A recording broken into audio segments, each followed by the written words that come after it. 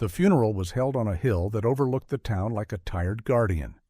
Wind tugged at the old man's coat, gray as the clouds above.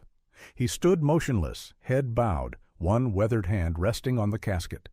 The name carved into the wood read, Jacob Harlan, beloved son, 1986 to 2025. He hadn't cried when they handed him the folded flag. He didn't shed a tear when the priest spoke hollow words about peace and eternal rest. But when the laughter came, sharp, mocking, alive, it cut through the quiet like a knife through silk. Engines, roaring, then silence. A dozen leather-jacketed men stepped onto the cemetery path, dragging mud and malice with them. They didn't belong here, and they knew it. The biggest one, a thick-necked brute with a cobra tattoo winding down his throat, stepped forward and spat near the grave. Well, well, if it ain't little Jakey's send-off, hell of a party. Where's the beer? A few of the others chuckled. One snapped a photo. Another lit a cigarette, the flame flickering as thunder growled in the distance. The priest stammered, "Please, this is a—" "Shut it, Padre," Cobra Neck snarled. "We're just paying our respects." The old man still hadn't turned. He stayed silent, motionless, like a statue carved from time itself. Then, slowly, deliberately, he reached up and lifted his hat. The wind howled. Thunder cracked. When he turned around, the bikers stopped laughing. His eyes weren't just angry. They were ancient, like they'd seen too much. Done worse.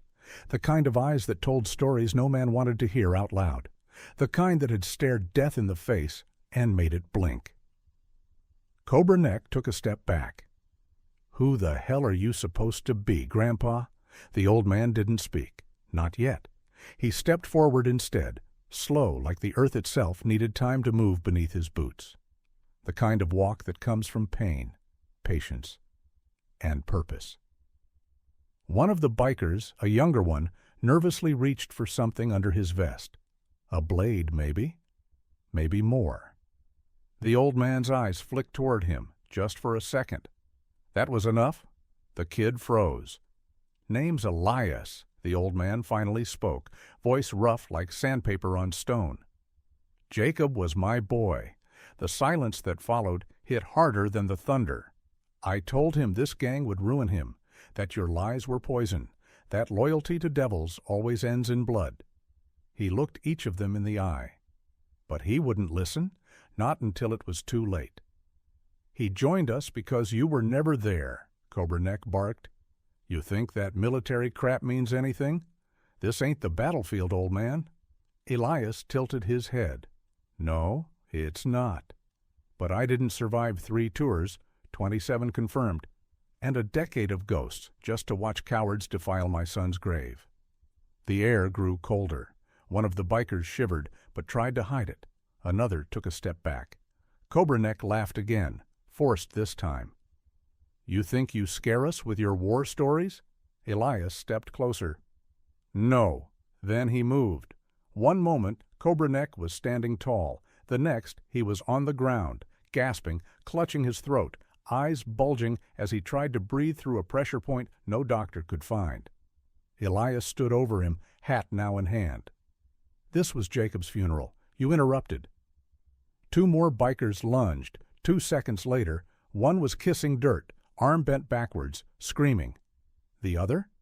Elias took his wrist mid-swing, twisted, and dropped him with a punch that sounded like a hammer against stone.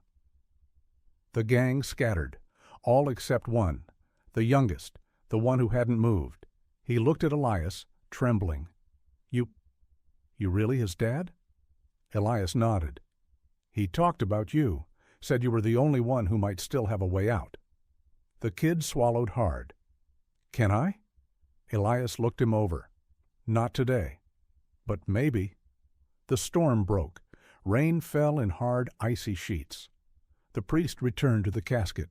Elias placed his hat back on, looked one last time at his son's name, and whispered, "You rest now, son.